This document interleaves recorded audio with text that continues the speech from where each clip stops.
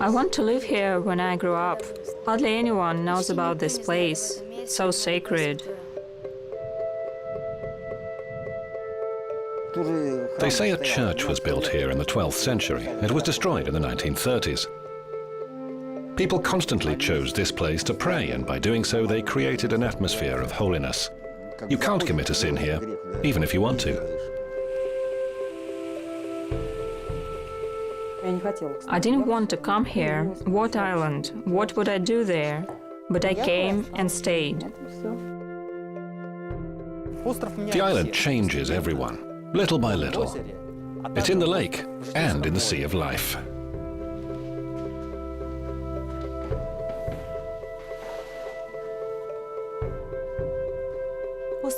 The island is so small, but for me, it's the center. It's the center of the universe.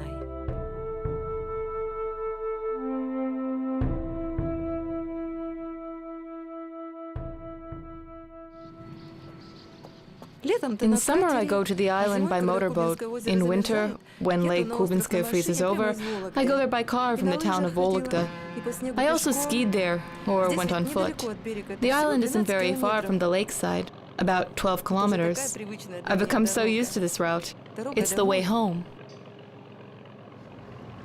The first time was long ago.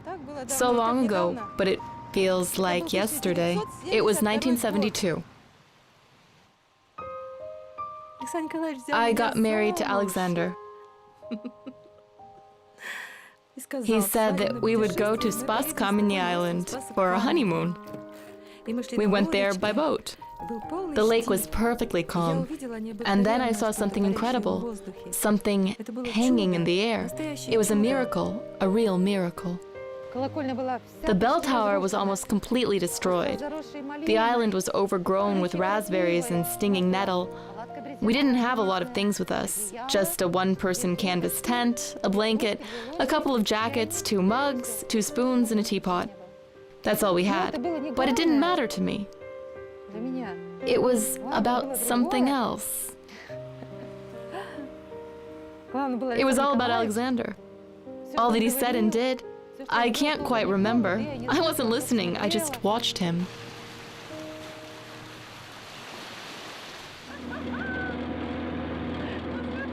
By that time, we already had 3 children, and Aleksandr had a good job. He was the head of a factory. I can't explain how it happened, but at some point, Aleksandr quit his job. He told us that he loved the factory, and he did this without looking for a new job, without thinking about the fact that he had a wife and 3 children. He didn't talk about it, and I didn't dare ask. None of us could have imagined that our lives were changing at that very moment, that they would take a completely new turn, and it wasn't just us.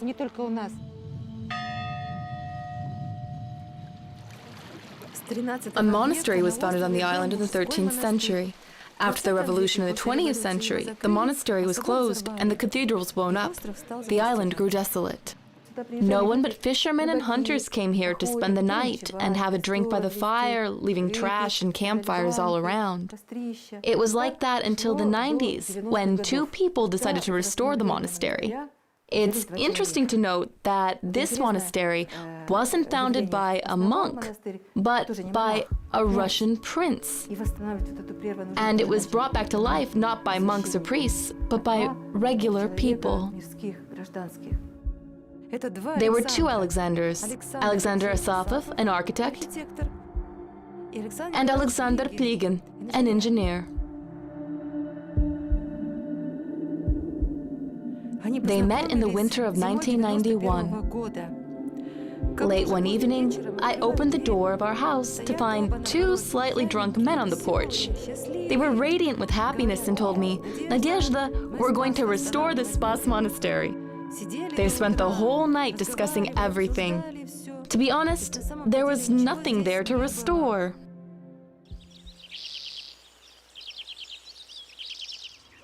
And already by spring, in May of 1991 to be precise, work began. Oh, Lord, help us! Everything that God gave me, I received through Alexander. At first, he told me to keep a diary of the island.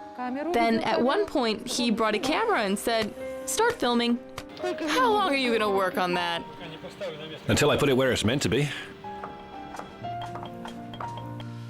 It was like a childish curiosity full of adventure and delight. We were the first kids to land on the island. Our job was to guard the building materials. When I talked to my father, I used to ask him, "Dad, why are you doing all this? Is this going to be our island, our dacha? What is this place?"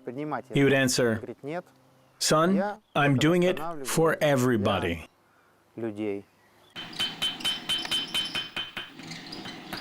We're making nails to attach stars to the cupola. I accompanied my father when people visited the island. I remember tourists asking my father, "Alexander, how long do you think it will take you to restore the monastery?" Once he grabbed my shoulder and said, "I think my children will have to continue this work."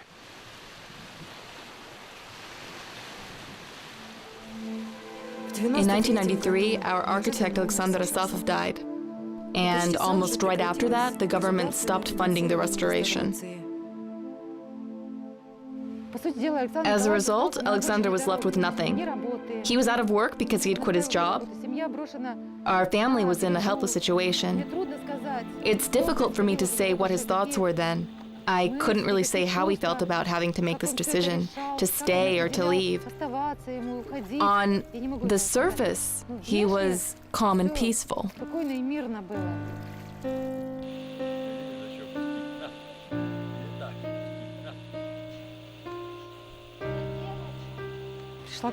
After a while, he became self-confident, though he had absolutely nothing, no prospects.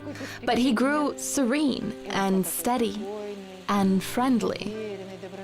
He became the owner of the island, its guardian.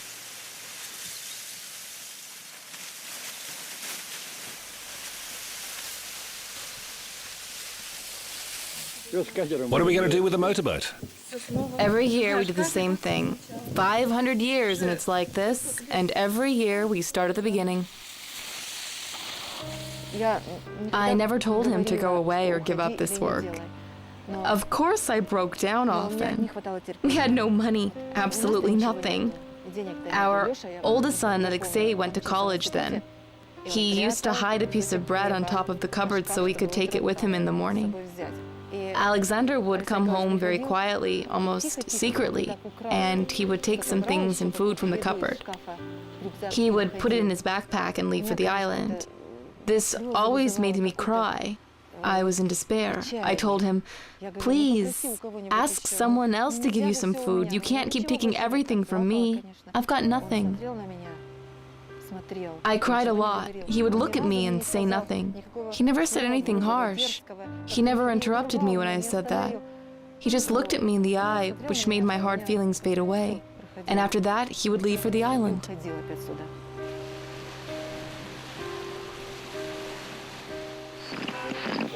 Spaskameny Island, Spaskameny Island. Near Vologda City on Kubenskaya Lake. Pavel, over. Do you live on the island or did you visit it? Alexander, over. No, we're working here. We're restoring a 13th century monument. We have a radio station. I wish you every success in your work. Goodbye.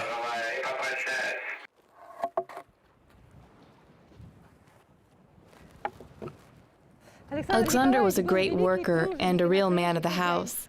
He told us to always make use of each trip. Once you go to the island, take a piece of board, a branch, a brick, or a stone. It doesn't matter what. Everything will come in handy. The more I worked, the easier it became. It's amazing. When we started this, I was much younger. It was 20 years ago. But it was very hard and difficult. I was really exhausted. Crossing the lake in winter was very tiresome. You had to walk on the snow. Alexander, you're gonna get soaked. Careful, Alexander. What is that? It's freezing in there. Oh, it's over. In his final years, Aleksandr began to have heart problems. He grew physically weak and he took me to the island to help him shift machinery or something. But I couldn't help that much. What kind of helper could I be? It happened several days before his death. He was already at the hospital and he was so weak. He couldn't smile or talk. He told me, "Don't give the island to anyone." After that, he died.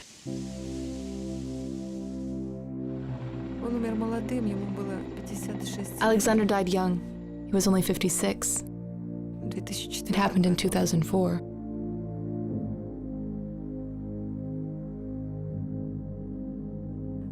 He was buried right here, on the island, near the chapel.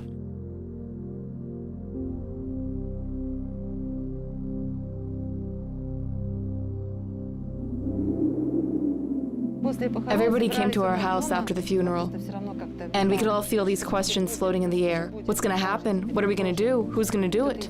One of my children, I don't remember who exactly, said, "Mom, you'd better stay here because you know everything. You were always with Dad. We'll all help you." Everybody gave a sigh of relief, and after making that decision, we parted. When I came to think of it, if I knew what would happen afterwards, I don't know if I would have agreed to it all.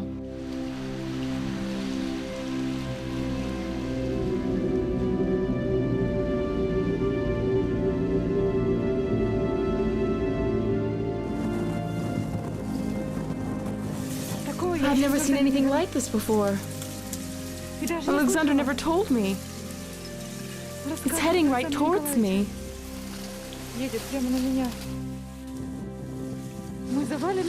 it going to cover the house? The wind is very strong. That's it. I'm moving. It's too frightening to stand here. It's so quiet here. At your place, Aleksandr.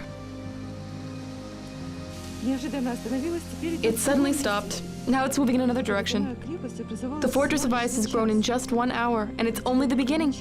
What's gonna happen? What are we in for?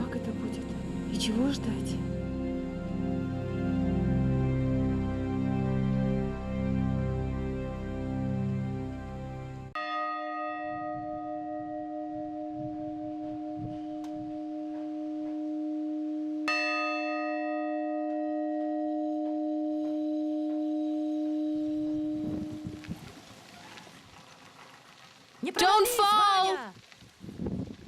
Careful! The ice is so soft! Oh, it's so good that you came here. How can a woman stay here and do anything? My decision came very naturally. I stayed here to help my mother because I just couldn't leave her. I made up my mind to help her. I couldn't help thinking, why not my oldest son? Why not Alexei? If we judge by our human standards and customs, it should be Alexei, my oldest son. Ivan knows nothing about machinery. He's the youngest son and he used to be so spoiled. He grew up with the love of his brother and sister. It was only after some time that I realized why it happened like this. It wouldn't have done Alexei any good if he had stayed on the island. There was no reason for him to stay here. The island and our father were inseparable. That's what people thought. But for me, my father was just a man. I knew the way he lived before he came to the island, and that life seemed more interesting to me. He always took me with him to the factory, to airfields. He was an experienced parachute jumper. Did we ever talk with my father about continuing his work? Yes, we did. He never insisted on making us carry on with his legacy. He never told us that we must do it. He said, "It's my cross, I wanted it, and I will bear it. This is what I do. Do you wish to do the same? It's your choice. I can't make you do this. I can't force you." This island is the place where my father is buried. That's how I feel at the moment. I often come here and I always go to see his grave. I was 28 when my father died. I already had a family of my own, and I had children. My brother Alexei and I, we already had a business, a company in the city of Vologda. We asked our little brother Ivan to take father's place and support our mother. I think I just didn't understand it at first. They all used to talk of the importance of the family, meaning that everybody should stay on the island. But it ended up being just my mother and me. I took offense at that for a while, but everything goes away. Especially in a sacred place like this. I don't make so much trouble about that anymore. Fate put everybody in the right place, and we move along. Everyone has his own way. Today I went to the grave with Ivan. It crossed my mind that nobody needs the island. This means we should continue our work. Ivan has been so thoughtful lately, even sad, I would say. What can we do? We have to bear it. A man's soul progresses in sorrow just like steel is tempered in fire.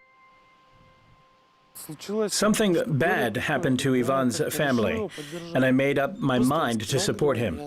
I just told Ivan that I would be with him on the island and I would help him. We had another friend with us, but he's dead now, unfortunately. Initially, the three of us started this work. We started with the bell tower. We had to do at least something simply to prevent it from collapsing. We succeeded in doing that, but you don't stop halfway when you've already started something.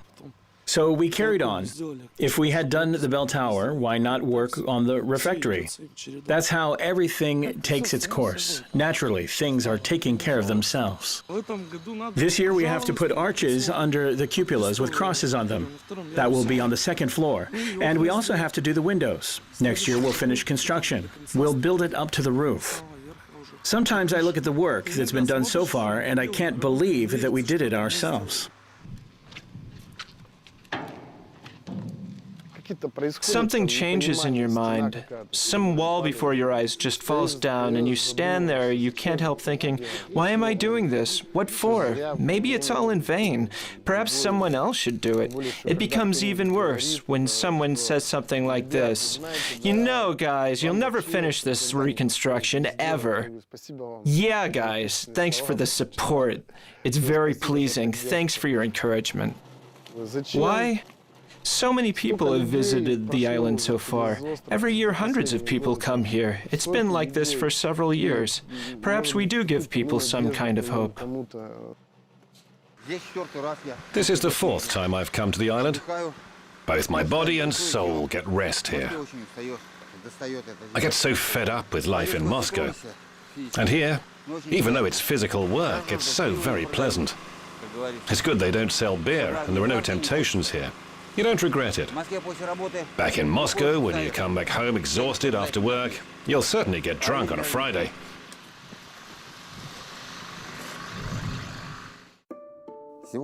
Today I continue to clear up debris around the church. There's an abundance of nails. Haven't found any coins yet. I'm going to spend about 40 to 50 days here to get my mind back in order. Only then will I be ready to plunge myself into the chaos of Moscow life.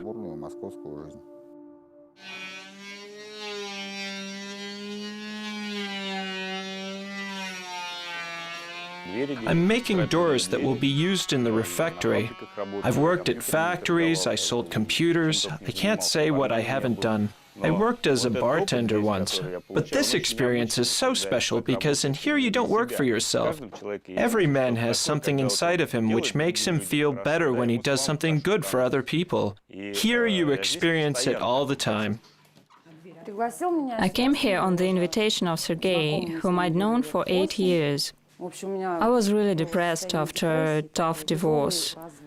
Sergei invited me to the island to get some rest and calm down. It's a nice place after all. When I was on the way here, I had only one thought. Please, not the kitchen, not the kitchen. I'll sweep the floors, do the cleaning up, anything but cooking. This was the way I felt. And the more I stay here, the better it becomes. People come here and tell me new recipes. I'm nearly a chef now. I feel so good here, I don't want to leave. Perhaps Sergei and I will get married soon. I don't think just any girl would come here, even more so to work for free. When shall we go on vacation? Just for one day, just one. Better for two, though. Maybe in September. That means in a month. Time flies when you're busy working. Today is the first in the past 10 days that we've had sunny weather. The lake was calm, everyone was working doing their own tasks. It's a pity that today I didn't have time to attend the service, because working in the kitchen doesn't allow you to go to church as often as you would like to. I was worried about cooking, preparing the firewood, bringing water. I had to do everything, including tourist excursions and ringing the bells, everything at the same time. Now all the duties are distributed among the many assistants I have here. There aren't too many people, but they're also good. Sometimes I have to work too, of course.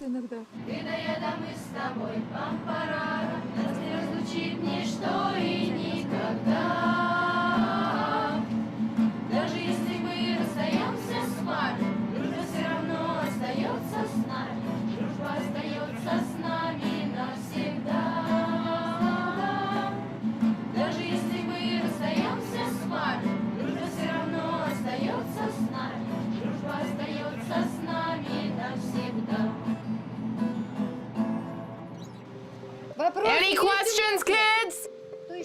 Where should I put the grass? In a pile? Come on, we're working here. We've come here with a religious academy. We live in a camp and we work here.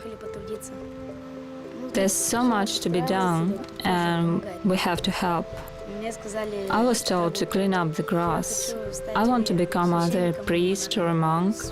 If you're a priest, you can have a family and you live in your own house and everything.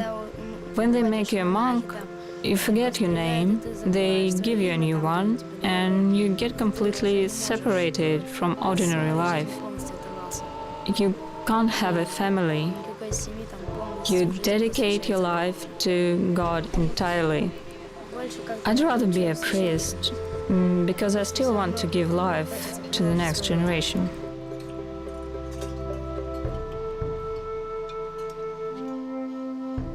I'm the only monk here for the time being. I live in a small wooden house on the island.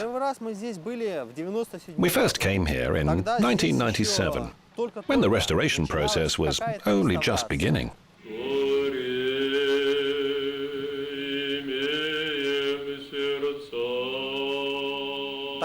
That time, we came here in the summer. We took the services and had a look around at what was going on. Back then, there were absolutely no thoughts or plans about re-establishing a monk here, or even regular services. That was a long way off.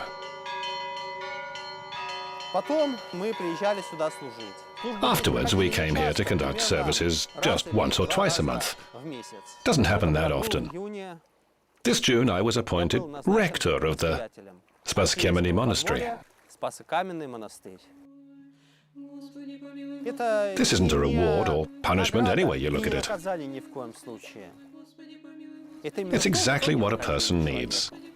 It happens in the lives of all Christians that God sends them what they need.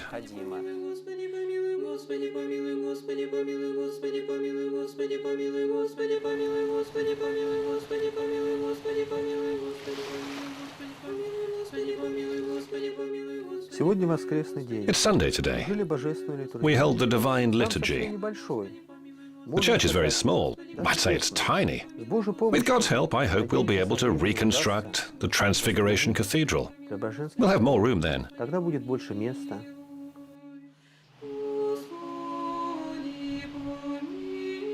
Why not? We'll do it.